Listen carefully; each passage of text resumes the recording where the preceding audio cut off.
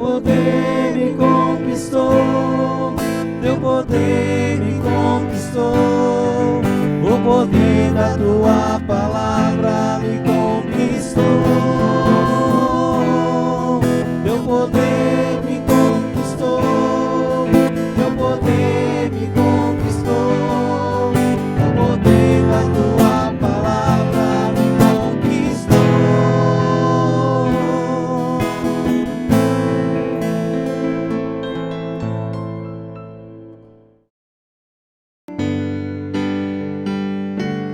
Quando Deus quer, Deus faz.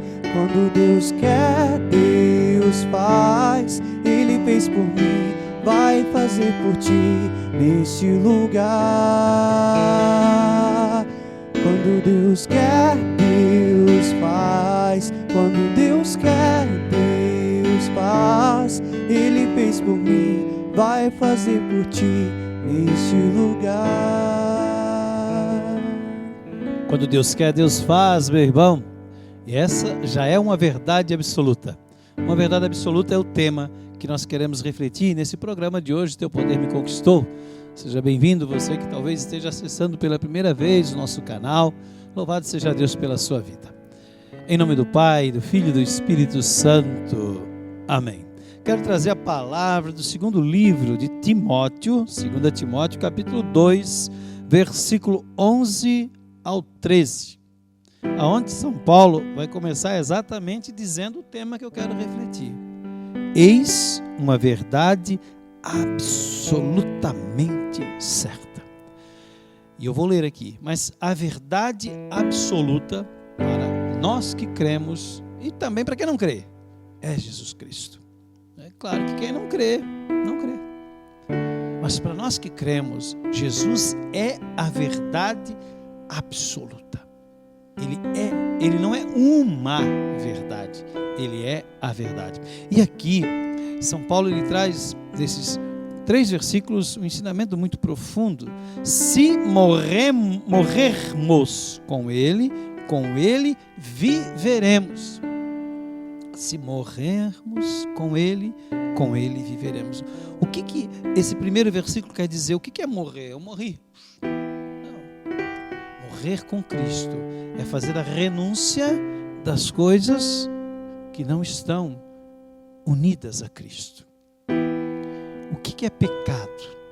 Eu não vou aqui definir o que é pecado, porque não é o propósito dessa reflexão, mas você sabe o que é pecado.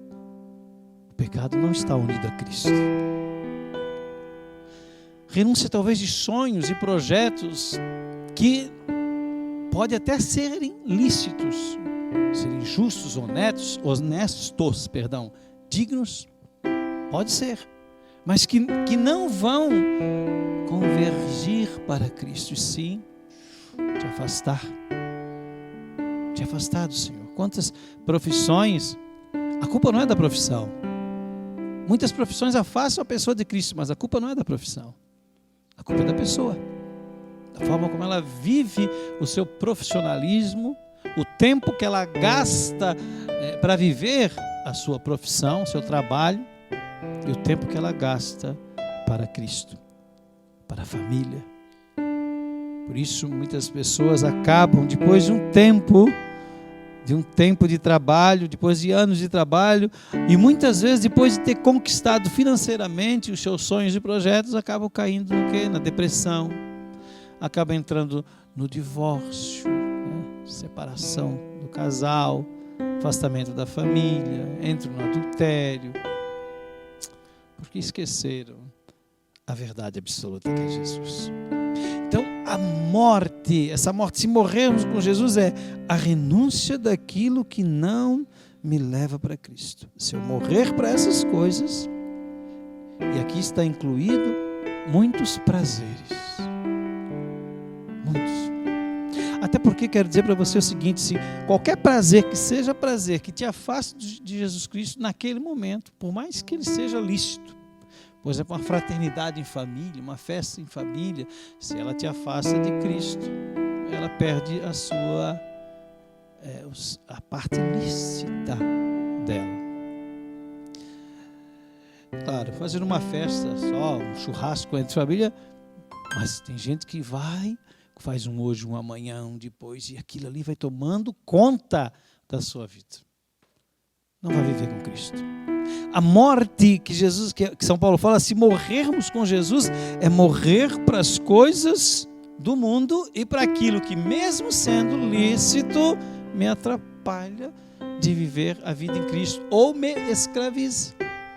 Veja bem, eu não disse que não pode ter um churrasco na família, uma fraternidade. Pode.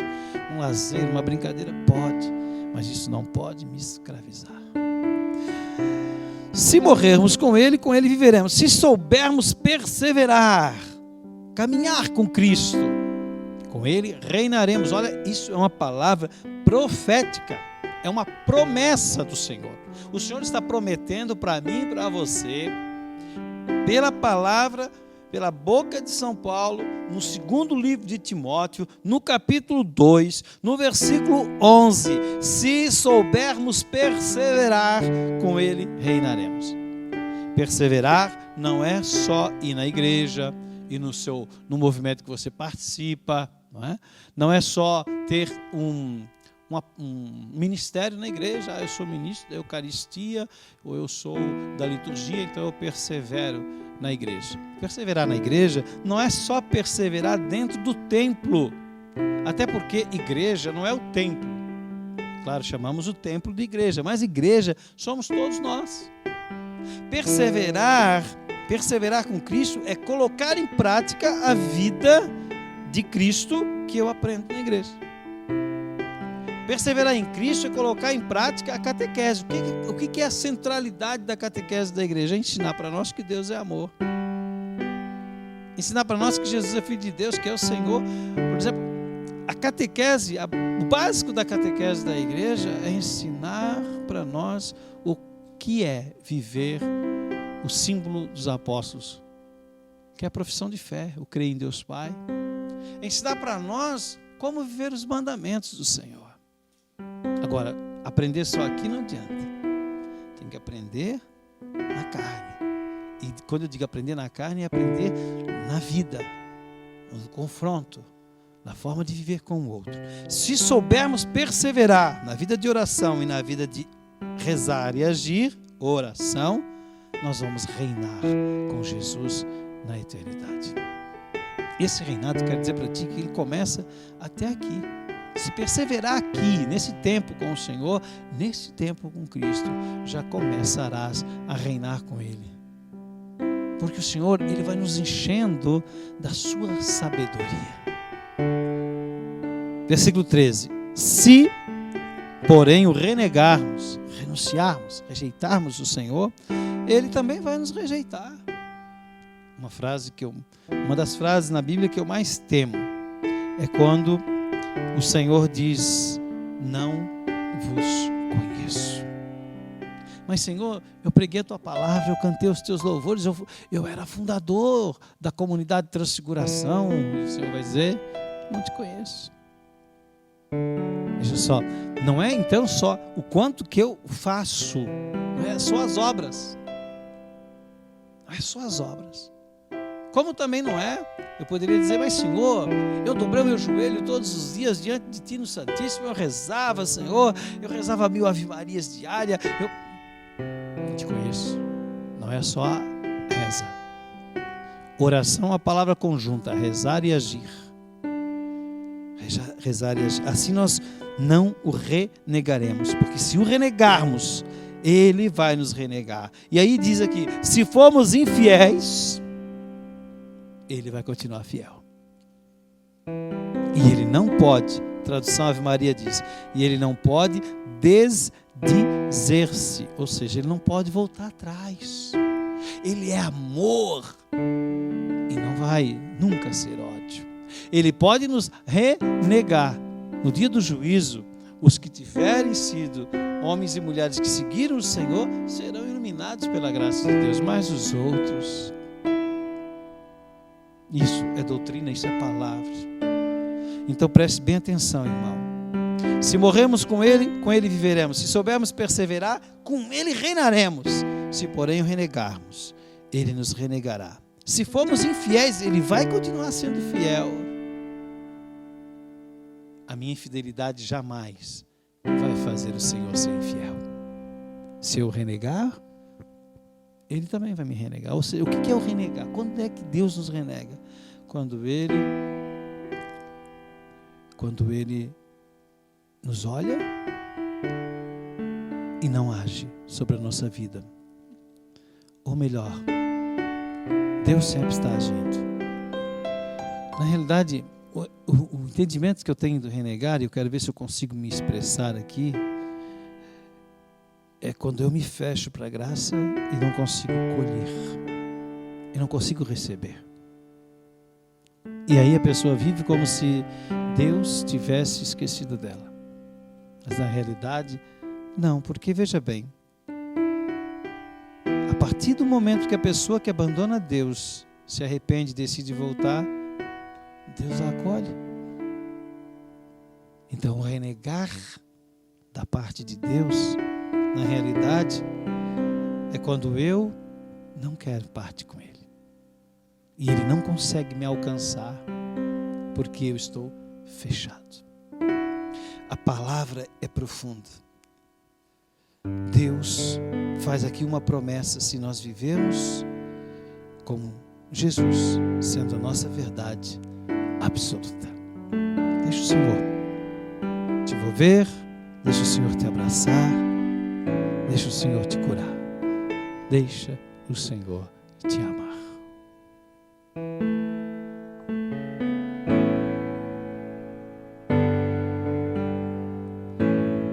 Quando Deus quer, Deus faz. Quando Deus quer, Deus faz. Ele fez por mim, vai fazer por ti neste lugar.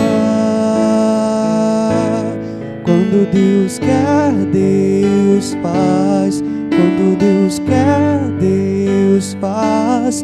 Ele fez por mim, vai fazer por ti neste lugar.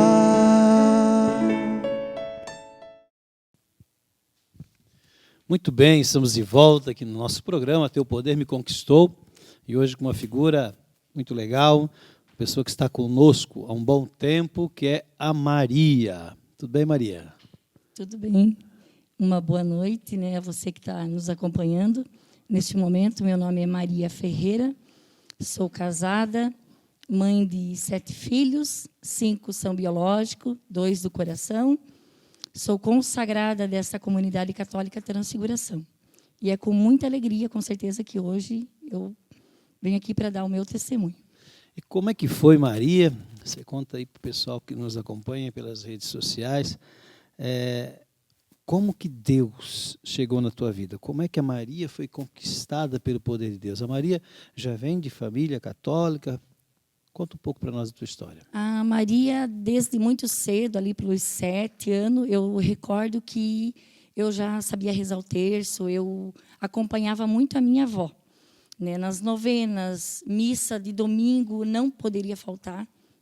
Era todo domingo, nós caminhávamos mais ou menos 1 quilômetro para chegar, né, à missa, mas nós não perdia, eu sempre estava acompanhando com ela. E terço, novena, tudo que acontecia na igreja, eu mesmo sendo tão nova, mas eu queria estar lá. Eu queria estar lá no meio, eu queria estar ajudando, eu queria estar fazendo alguma coisa. Fiz a minha primeira comunhão. Com 7 anos, tu ia com quem? Com a tua? Com a minha avó. Com a tua avó. Eu fiz a minha primeira comunhão e, aos meus 11 anos de idade, eu tive que ir trabalhar. Por conta que meu pai nos deixou, né? Ficou eu sendo a segunda filha de 7 filhos. Então, ele foi embora e nós com a minha mãe. Minha mãe, por ter problema auditivo, as pessoas não contratavam. Então, a cidade que nós morávamos era bem interior, não era nem cidade, era bem interior. Então, eles não contratavam as pessoas que tinham alguma deficiência. Então, lá minha irmã já estava trabalhando numa empresa, numa madeireira, e eu também fui com 11 anos trabalhar para poder sustentar os meus irmãos.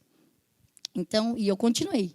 A minha vida na igreja, minha avó, eu não sei de onde, hoje eu entendo, Mas lá atrás eu não sabia de onde que eu tinha aquela força, aquele desejo de trabalhar e querer estar na igreja, de servir a Deus, sem entendimento nenhum. Mas eu queria estar lá. Queria poder sustentar meus irmãos, para não deixar eles passar fome.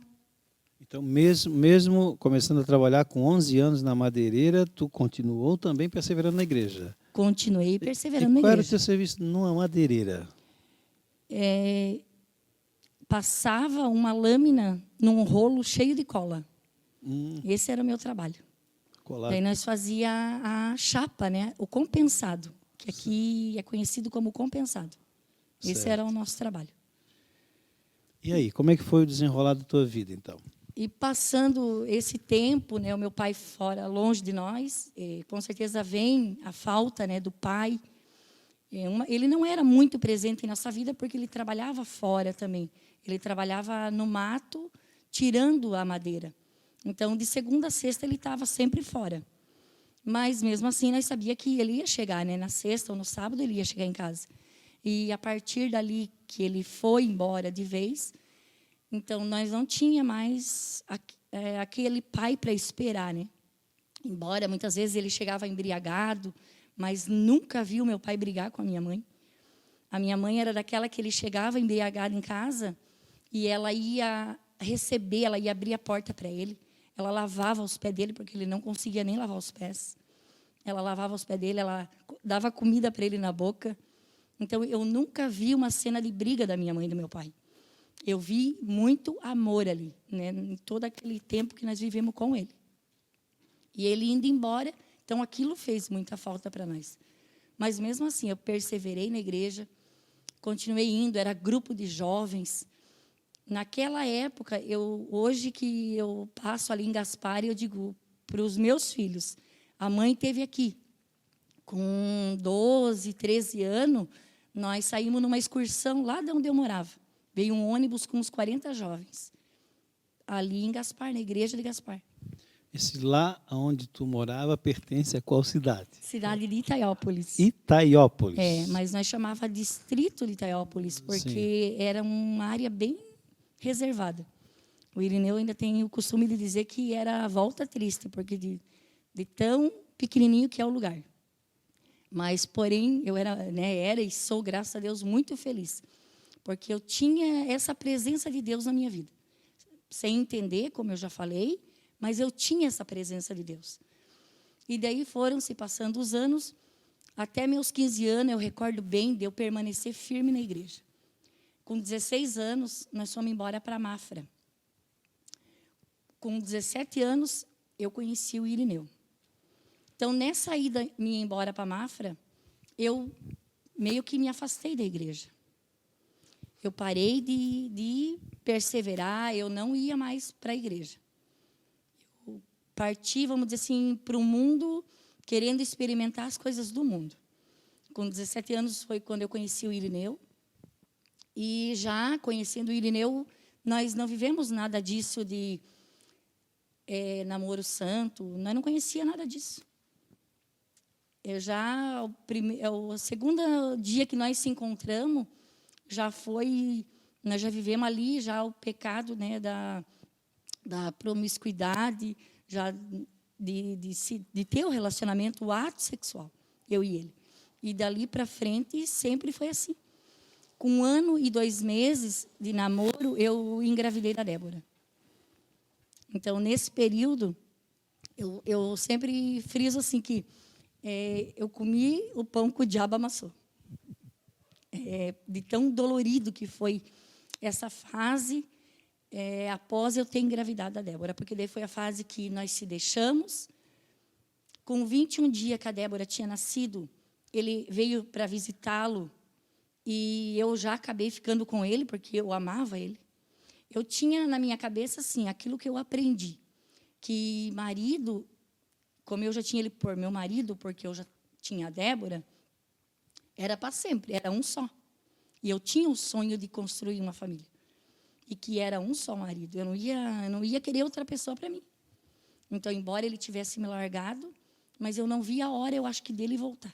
Tanto que quando ele voltou, eu já fiquei com ele. Na mesma noite que ele visitou a Débora pela primeira vez, eu já fiquei com ele naquela noite de novo. Mas voltamos naquela mesma vida errada. Quando a Débora tinha 1 ano e 2 meses, eu peguei ela, e eu lembro bem, e era no ano de 98, e vim embora para cá. Dizendo para ele... Para Itajaí. Para Itajaí, isso. Dizendo para ele que eu não queria mais aquela vida para mim. Porque daí ele vinha, ficava comigo e tinha as festas dele, né? Outras mulheres, bebida, ali envolvia várias situações. E peguei a Débora e vim embora. Chegando em Itajaí, ele começou a me ligar para mim voltar. E eu disse que eu não voltaria mais. Eu não voltaria mais para trás. Ficando 1 mês aqui, ele pegou as coisas dele e veio embora. Mas ele veio embora e eu acreditando que ali nós começaria, claro, uma vida nova, mas, ao mesmo tempo, ainda toda errada, né? Sem o sacramento do matrimônio, ele não querendo assumir verdadeiramente um casamento, não assumindo nem a paternidade verdadeiramente. Ele continuou com as bagunças, aqui piorou a situação de vez. Porque daqui ele também continuou na bebida, mas muito mais. Ele continuou nas drogas, traições, tanto que ele teve, né, os filhos dele foi de traição. Então, foi muito dolorido. Onde ele chegava em casa alcoolizado, onde ele me batia e me xingava, que, na verdade, daí eu, às vezes, queria sair, mas ele não deixava, dizendo que eu não tinha que estar saindo. Então, ali, por isso que eu falo que ali foi um tempo muito dolorido, que eu vivi com ele. Mas, também, ali eu parei e pensei, não, eu preciso voltar aquilo que eu aprendi lá atrás. As minhas origens, voltar lá, aprender, voltar para a igreja. E foi aonde eu peguei a Débora e comecei a ir para a igreja.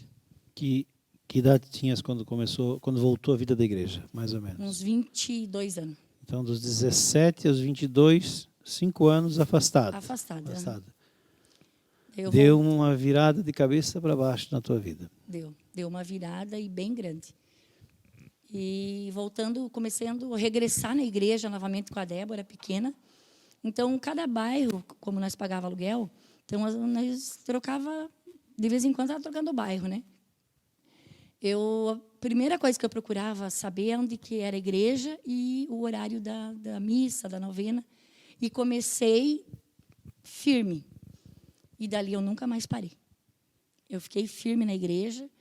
E tanto que no ano de 2005, nós fomos ali para o bairro da Murta, onde nós adquirimos a nossa própria casa. Ali nós fomos muito bem acolhidos. O povo já nos chamou para trabalhar na igreja, mesmo eles não conhecendo ainda a vida que o Irineu estava levando. E eu sabia. E eu convidava ele para ele ir. Mas ele dizia para mim, Deus não vai pagar minhas contas. Então, ficava mais difícil. Mas também teve uma situação que o Irineu teve que dizer para mim, de repente, parar de falar e para mim enxergar e reconhecer que eu ia para a igreja, mas também não parava de falar dele para os outros. Então, ele chegou e disse para mim, mulher, dessas palavras, quem sabe o dia que você parar de falar de mim, eu começo a ir contigo para a igreja. Então, pedindo a graça mesmo de Deus, eu parei, porque realmente não te leva a nada você contar coisas que acontecem na tua casa para os vizinhos, para os amigos. Mas que valeria a pena eu ir lá, me abrir com Jesus. E foi o que eu fiz. Quando eu me firmei, assim, dizendo para Jesus que eu entregava ali. E comecei também a mudar a minha conduta com ele. Porque, de repente, eu não bebia, eu não traía ele, mas eu também não acolhia ele no amor que ele necessitava. Então, quando eu comecei também a tratar ele diferente, ali eu comecei a perceber uma mudança em mim, uma mudança da água para o vinho no meu esposo. Isso tudo você já participava da Renovação Carismática Católica, um grupo de oração no bairro da Murta, em Itajaí. Isso mesmo. Muito bem. Aí foi ali, nessa experiência com a Renovação Carismática, a mudança de vida do Irineu, a restauração da família, que começou ou que se concretizou? Como é que a comunidade entra na tua vida nessa história? A comunidade católica de Transfiguração. Isso. Foi ali na Murta também, porque o Irineu, sendo o coordenador, ele convidou a comunidade. O Irineu já era coordenador. Já, ali ele do já grupo estava de oração? como coordenador. Muito bem. Ele convidou a comunidade para tocar uma tarde da misericórdia para nós. Eu lembro como se fosse hoje. E naquela tarde, eu vendo, era o pai que pregava. Eu vou falar porque eu me sinto à vontade para falar assim. Era o pai que estava pregando naquela tarde. E as palavras que o pai me dizia ali naquela pregação enchia o meu coração de alegria. Parecia assim que era aquilo que eu precisava, era aquilo mesmo que eu queria. Era aquilo que eu buscava há tempo, mas eu ainda não tinha encontrado. Né? Nós trabalhávamos ali na Imaculada, muito bom, ali nós casamos, ali o pessoal nos ajudou a realizar o nosso matrimônio. Mas quando a comunidade chegou naquela tarde, ali eu senti um amor assim que, não, é a comunidade que eu preciso conhecer, a comunidade que eu preciso, é a comunidade na minha vida. E a comunidade entrou de um jeito na minha vida que também transformou mais ainda. Tem me transformado porque ensinou eu e o Irineu a ser um bom esposo um para o outro, eu ser uma esposa boa para ele, ensinou a nós sermos bons pais para os nossos filhos. Quantos filhos tem mesmo? 7 filhos. 7 filhos. 5, meu e do Irineu, e 2 que são só do Irineu. Só do Irineu. Maria. Então, Maria começa a participar da igreja, leva o Irineu, e todos os problemas de relacionamento se resolveram da noite para o dia? Não, né? Não. Não? Não se resolveram. É um processo. As marcas do adultério, da traição, como é que você poderia dizer para nós como você lidou com isso, ou talvez até lide com isso até hoje? É claro, o Irineu não adultera mais, Não, não graças a Deus. bebe como antigamente, aquela coisa toda. Mas como é que foi isso? Para que, de repente, as pessoas que estão nos assistindo, que talvez tenham problemas com o marido, ou até com a esposa, essa questão, porque aí envolve perdão. Como é que foi? Como é que você descobriu isso? Como é que você conseguiu lidar com essa situação? O primeiro passo foi eu dar o perdão verdadeiro para ele. O perdão verdadeiro. Que se hoje alguém chamar o Irineu na rua e perguntar para ele, tá, mas quantas vezes vocês já brigaram por conta disso, ou a tua mulher te jogou na cara tudo que você fez? Nunca. Eu nunca joguei na cara, porque eu dei esse perdão verdadeiro para ele. E a comunidade me auxiliou muito nessa parte também. Me ajudou e tem me ajudado. É dia após dias. Eu digo que quando eu cheguei aqui, na comunidade, a noite de avivamento era aqui nessa sala de palestra. Então, eu recordo muito bem. Aquele cantinho lá, quando você vai para a igreja, você já tem aquele cantinho lá, não, é lá aquele lugarzinho que você vai sentar. Aquele lugarzinho ali, eu digo assim, por isso que é onde nós falamos que aqui é um território santo, e é santo mesmo, porque aqui eu deixei muitas lágrimas. Aqui o Senhor me curou, nossa, me curou, tem me curado nesse processo, e eu tenho certeza que Ele só tem a me fazer o bem, né, o Senhor através da comunidade. Mas quando eu cheguei aqui, eu não sei se a mãe vai lembrar, mas os mais velhos, eu acredito que lembram. Eu ficava lá sentada, mas quando eu entrava, eu só parava de chorar quando eu terminava o grupo de oração. A ponto dele dizer, por que você chora tanto, mulher? Mas ali o Senhor me lavou, me lavava.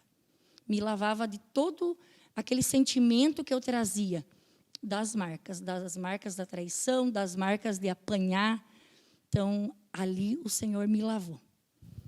Vocês vieram para Itajaí, então, tu pegou a Débora, fez uma mochila de roupa e veio para Itajaí, o Irineu veio atrás, só recapitulando, mesmo com bebida, depois com droga, né? Tendo que trabalhar porque Deus não paga a conta de ninguém, mudando de bairro em bairro. Hoje, como é que é a família Ferreira? Nossa. Ferreira é o sobrenome deles, né? Então, família Ferreira. Hoje, eu só tenho que agradecer. Todos os dias, eu e o Irineu, nós se olhamos e falamos, nós não temos o que pedir. Nós só temos que agradecer a Deus pela maravilha assim que Ele fez, porque foi realmente uma mudança, né, pela graça de Deus. Hoje nós temos uma família restaurada, pelo poder, né, de Deus, pelo poder da oração, pela força da oração. Nós temos uma família restaurada. E mesmo em meios, né, os atritos que sempre vão ter, mas uma família restaurada em Deus, buscando a viver, buscando a santidade mesmo no matrimônio e ensinando essa santidade para os filhos. E quanto vocês pagaram financeiramente por isso? Pagaram alguma coisa? Não. Nada. Nada. Né? Esse é um Nada. testemunho de prosperidade. Hoje você tem a casa própria? Temos a casa própria também, Isso, pela tem- graça de Deus. Tem uma empresa pequena, mas é uma empresa. Sim. Né? Tem empregados. Temos. Isso poderia dizer, o testemunho de prosperidade. É um testemunho de prosperidade, porque a palavra diz, buscar em primeiro lugar o reino de Deus e a sua justiça, e tudo mais será acrescentado. Será acrescentado.